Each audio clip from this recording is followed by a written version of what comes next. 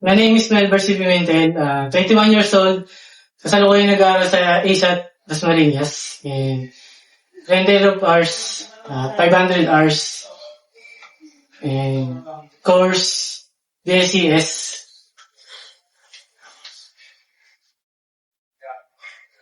Position, department, Arduino, and software developer. Ang mga task na pinagawa sa amin is mag-program ng Raspberry Pi and paggawa ng SQLite database dashboard.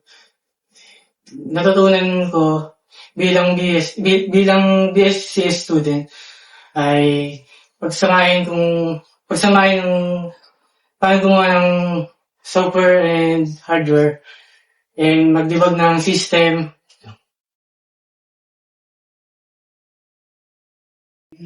Natutunan ko na mahalala yung tiyaga at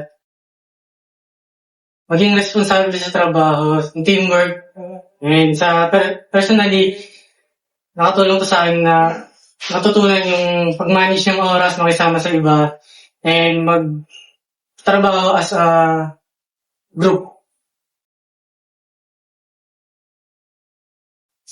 Maraming salamat sa JPMC dahil nagkaroon ako ng hands-on experience as a BSCS student. Advice ko, enjoy nyo lang yung ginagawa nyo and huwag kayong mahiyang magtanong, huwag kayong matakot magtanong.